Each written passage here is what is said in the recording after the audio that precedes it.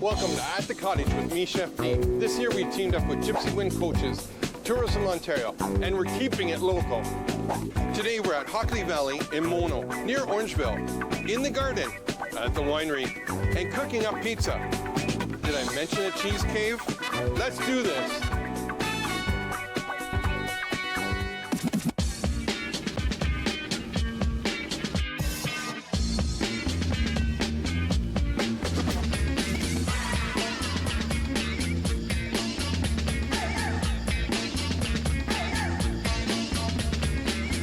Hey, I'm in the garden here with Chef Innie, the chef de cuisine here at Hockley Valley.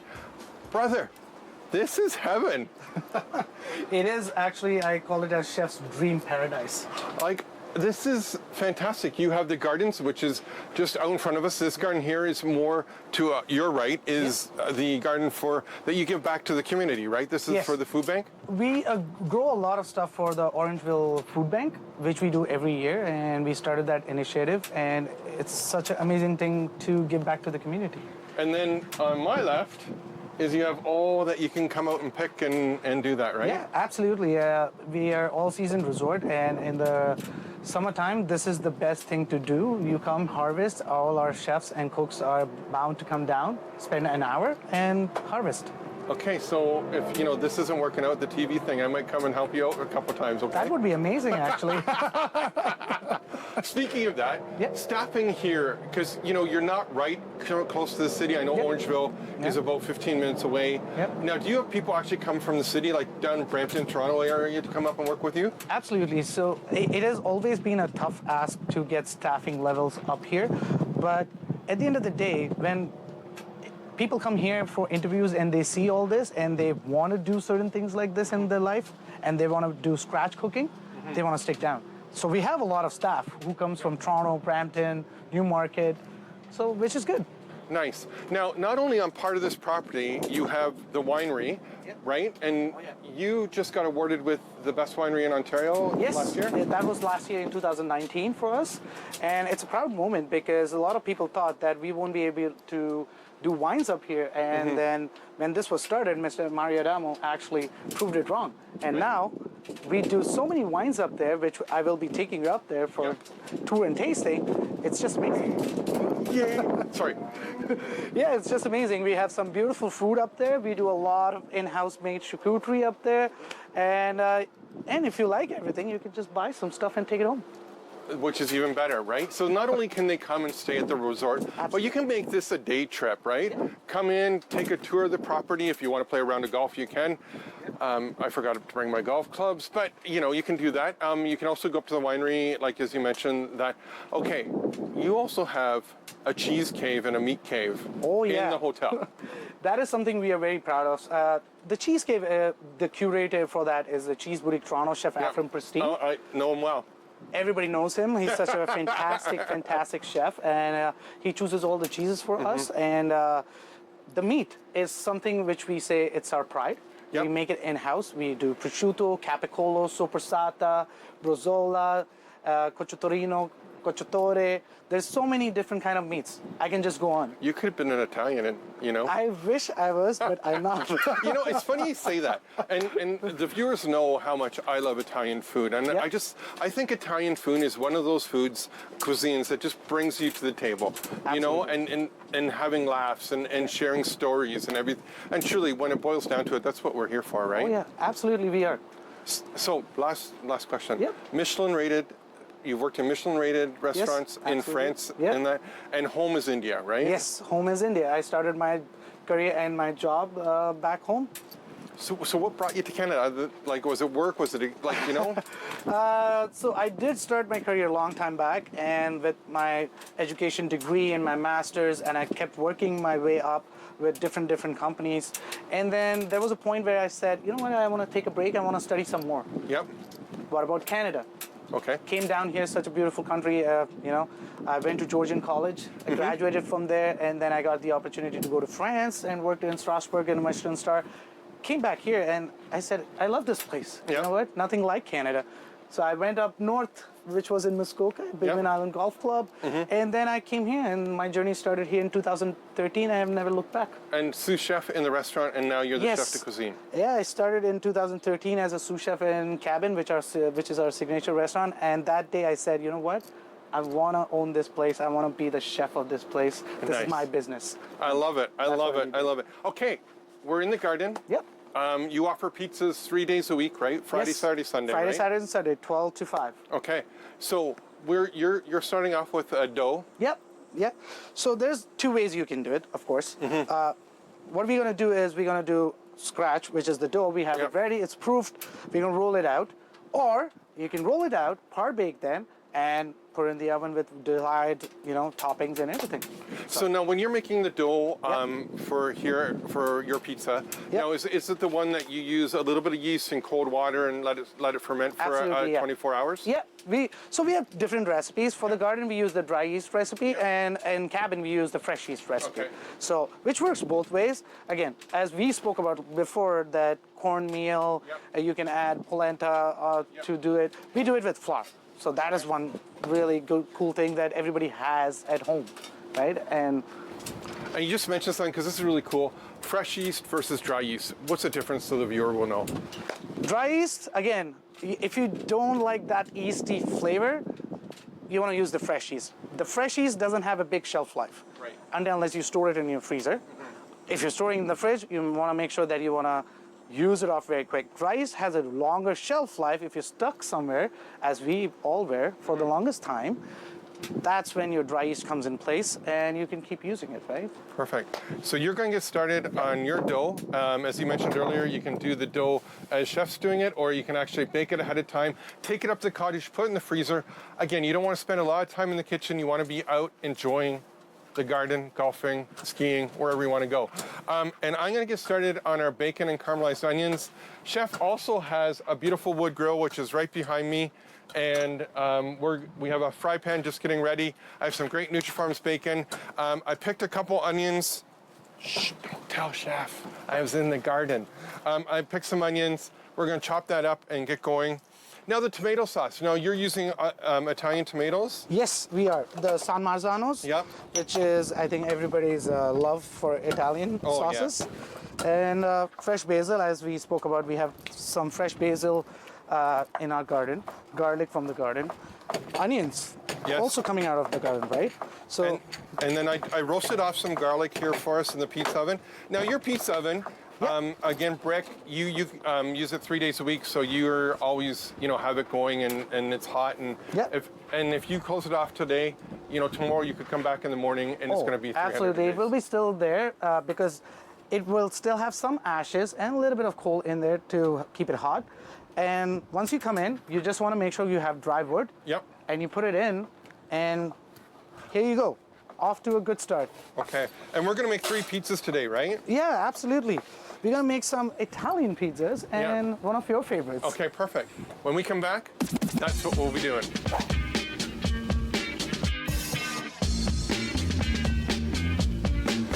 Yo, check this out.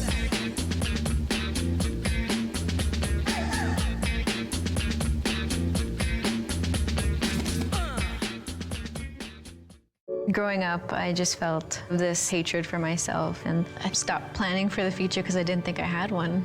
Without United Way and the generosity of the whole organization, I don't even really know where I'd be. Honey, I hope you haven't started dinner yet. I gotta meet a client out for a drink. Don't wait up. What's this? Is he the only one, or have there been others? My friend Jade, I told her she could stay the weekend. You grab her suitcase, honey? Oh my God. Boy, you make it easy to make a grown man cry. Penny for your thoughts. I was wondering when you'll die. Why Women Kill. New series Sunday, September 6th, only on W.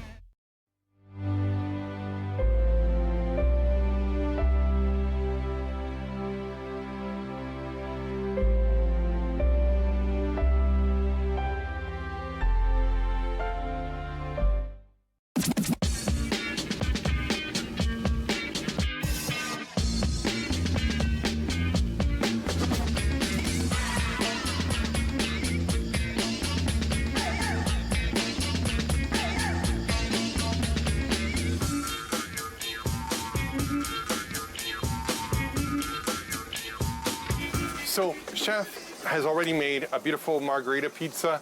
Your one with the prosciutto, The calabrese. calabrese pizza, absolutely fantastic. Again, because they have the meat cave, the cheese cave. So I put chef over here because you all know how much I love playing with fire and wood ovens and all that. So chef, we have some chicken and we have some... We have some summer squash, which we grow in the garden, and some garden onions. We're going to make a nice little salad out of that. Yeah. Perfect. So while that's going on, I'm going to make my pizza. Sure. But you also did something really cool. You had Feast on Terrier out here last year, right? Yeah, yeah. And can you explain a little bit what happens with that? Because that's a really cool thing that happens. That was actually, it was a couple of years back when we started our winery, and that was amazing. It's called as terroir, and people came down from different places. We had so many people walking down to the winery because the winery is so big. We had some pit roasting going on from different chefs. We had a ravioli station. We have a carving station. That was really cool. It's a fun time because it's Feast on, it's all local, and it's funny, both of us are listening to the chicken going, we know it's done, we know it's done. So, with my pizza, again, using some great Nutrifarms bacon, some onions that I stole from Chef's Garden, and some garlic that I got at the Owen Sound Market. Fantastic Ontario garlic. If you don't use it, please do. And then, because, who else has a cheese cave but, other than you? Okay, so I have some Cambozola here, so I'm going to put a little bit of Cambozola on this pizza. How's it going in the pizza oven there? Oh, it's really good right now. We are almost there with the cooking part of it. So can you explain to the viewer what Feast On is? So Feast On is all about local, supporting local, all the local chefs and the culinary vision of it. I was chosen as Feast On Month chef, and I spoke about sustainability, which is very important at this time of year, right? We support each other, we support local, and we make sure our farmers get the best out of us for them. So, yeah, it is really good. It's such a great, and you as a viewer can look at your local restaurants and they'll have the Feast On designation in the window of the restaurant. And, all three of my restaurants are all Feast On certified. Wow. Just love it. So I'm going to put some fresh rosemary because we have this, and next to basil, what's better than rosemary? And then also, when I was in the cheese cave, I might have spent a little bit of time in the cheese cave today, sorry, Chef. That's all you good. also have some paella, which is this really sweet version of Parmesan. So we're going to plain it, put a little bit on my pizza. I'm saying this like I own the place now. Now, not only do you grow your own garden, but you also support a lot of really cool farmers, don't you? Oh, yeah. So we do support New Farm, and we support Fiddlefoot Farm, which is, again, local, and Dripline. New people, new person in Dripline, but amazing seedlings they grow. Yeah, I can see you're enjoying the cheese at the same time. But supporting local always been a goal. We have some beautiful aquaponic comes from Aqua Greens in Toronto, who are, again, it's all about sustainability. So, yeah, that's more important for us and for the culinary vision we have. So, that's ready to go. Okay, good. Because my pizza's ready to go. Are you guys ready to go? Are you guys going to follow me into the oven? Not literally.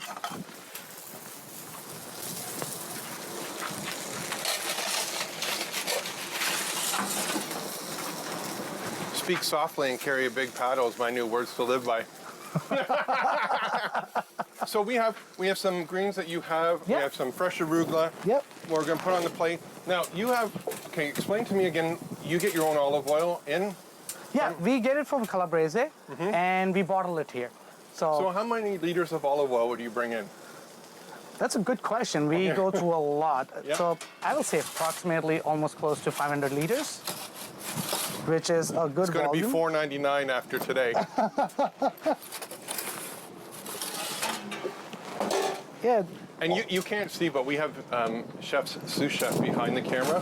He's watching me really intensely about doing these pizzas properly. No pressure. I feel a little bit of heat. Because he owns the pizza oven, Right. so yeah. Right. You say owning it, and that's what's so cool about people who are really passionate in this industry. They own the position that they have. My motto always has been one thing.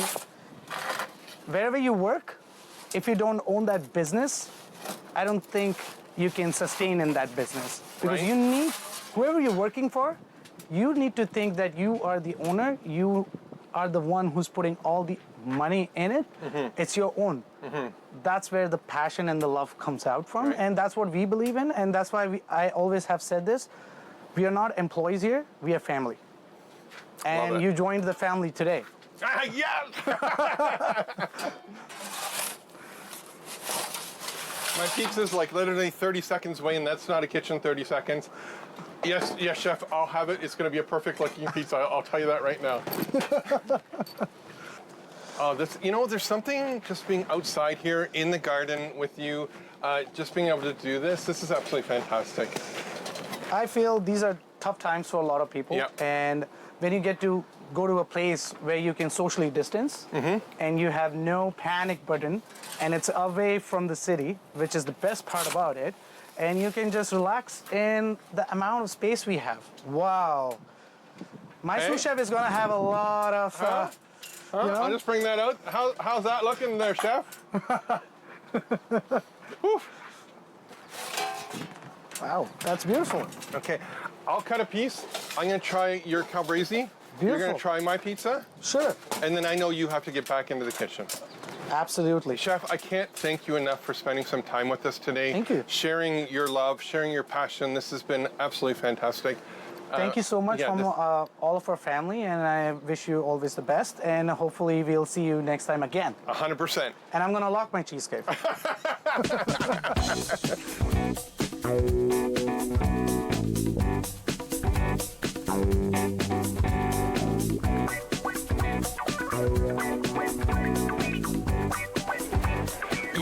Sometimes it's really rough being Chef D. And right now is one of those times where, I'm taking one for the team. I'm here with Shannon, the wine manager, right? Wine manager of Adamo. I'm not saying that right. Yeah, Adamo State Winery. Okay, amazing. We have a little bit of a rosé here, and I might have to have a sip because, I'm getting dry. Oh yeah. That is unbelievable. Isn't it delicious? Okay, so I gotta ask this. A winery on top of a ski hill, not in a wine region. Like, what the heck? How is that possible? Right.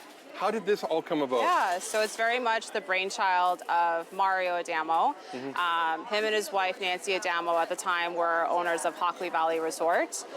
They had passed their ownership down to John Paul and Julie, who are two of their 4 children. And Mr. Adamo, we call him Mr. A. That's his nickname. That's what they like to be called. Yeah, I can relate. He really wanted to start a vineyard where he could just make his own wine and grow his own grapes. Yep.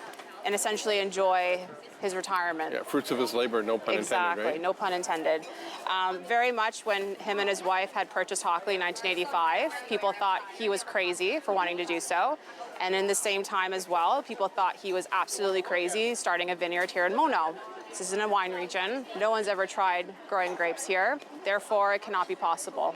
Right. But he's very much a man who's a visionary and a man who goes against the grain, or against the grape, if you want to say it that way, where he didn't care and he pursued it, where he purchased a few plots of vines from Niagara and started our teaching vineyard over at Hockley.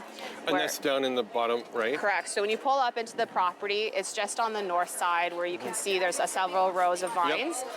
And that was done where he waited a few seasons after planting it to really see if the soils and the microclimate and if the conditions essentially were sustainable for growing grapes. At the time, we had a consulting winemaker named Jonas Newman, who's from Hinterland Winery, very notable winery in Prince Edward County. Jonas came over, he tested everything out and basically said, you know what, Mr. Adamo, you got something here. You better hire yourself a vineyard manager because you got your work cut out for you. So then, how many acres of vines now do you have? Correct. We have 18 acres currently planted here, and we own a 25-acre parcel. So predominantly we grow Chardonnay and Pinot Noir. We do have Vidal, which is directly next to us. We have Riesling, which wins awards every year. We have Gamay Noir. Okay, hold on to that. Yeah. Last year you won the Winery of the Year, right? From a New York Wine Challenge. Okay. Wow. So which wines were you in that? So that was just as the winery as a whole. So we won best new winery within Ontario, which is huge, considering part of a lot of our labeling is playful, one of which our rosés is called the underdog rosés, because for a long time we were the underdogs, where no one thought it would be possible to do what we're doing here, and we're just showing that through perseverance and through research and through dedication, you can create something that's remarkable here. So, hiring a winemaker. So, who's your winemaker? So our winemaker is Shauna White. She's phenomenal. She's native to Kelowna, and her family, you can say she has wine running in her blood. Okay. Her family was one of the first to start planting in the Okanagan, and we're one of the first families to supply to Mission Hill, which is arguably one of the top wineries in Canada. 100%. And when she was pursuing different career options when she was younger, her grandmother essentially sat her down and said, "What are you doing? You know you love wine. You know you love being on a vineyard. Why aren't you pursuing this?" And that essentially set her straight. She went to Niagara College, where she got her accolades of being viticulture and winemaker. She did stages all over the world, one in Chablis in France, which is notable for Unoak Chardonnay. She did a stage in Australia. She was in Oregon. She settled in Niagara for a few years. And then in 2014, she joined the Adamo family for the winery here. Wow. And part of the reason why she was so excited to join here was that there was so much freedom to really let her creative strides come through. Part of what we do here, we are a boutique style winery. We are a small batch winery. We currently have about 30 different wines on the shelf, and we've made almost 60 different wines. So it's quite remarkable that one person managing that sort of team that can remember each wine and all their needs and everything that's done with them. So, I know we were mentioning earlier, we've been part of Tourism Ontario doing the show and going around different resorts and that. Have you noticed a change in how people are reacting to COVID, and are they more apt to come here, let's say, 100%. versus... Sorry, I didn't mean to cut you off. No, it's all good. It's good. You can answer that question from there. So you're noticing a whole lot more people. 100%. I think the pandemic is really shifting everyone's thinking and everyone's perception.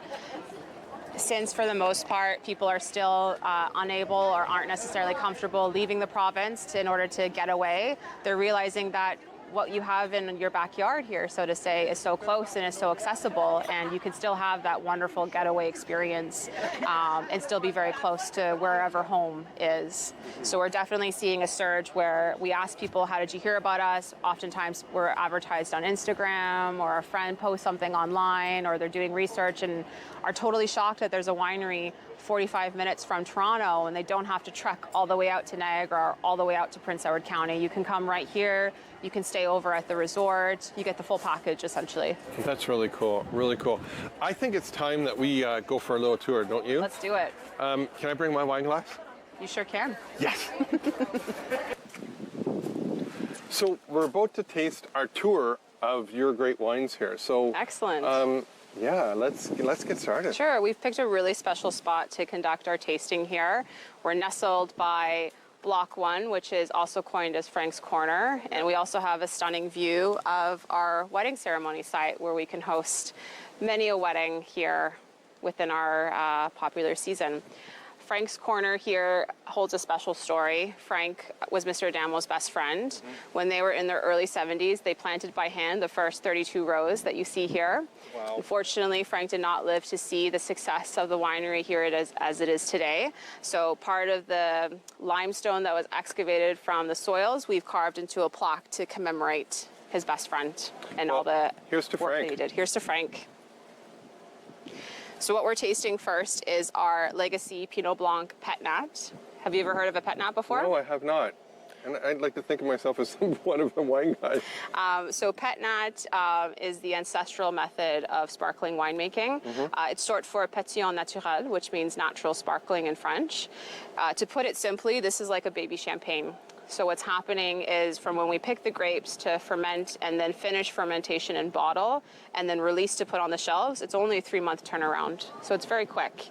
Because it finishes fermenting in bottle, you see that there's the lees that is still along the bottom, which is why looking at it, you see that cloudy characteristic. And you also see the beautiful bubbles that come through too.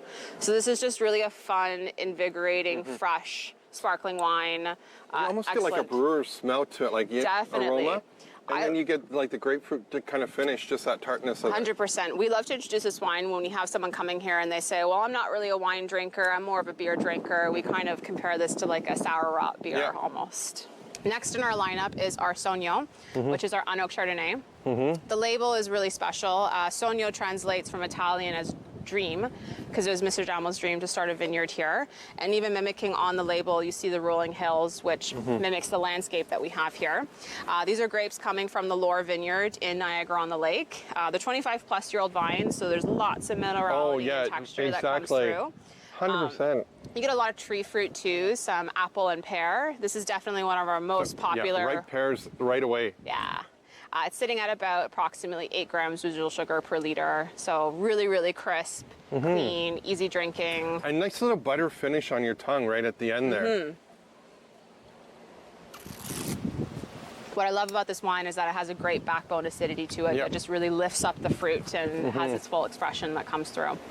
So next up, we have our Estate Pinot Noir, which has just hit the shelves today, which is pretty exciting. This is coming from 2018. Oak on that baby. And black pepper, like right away. 100%. Wow. Black pepper, black rich cherry for sure.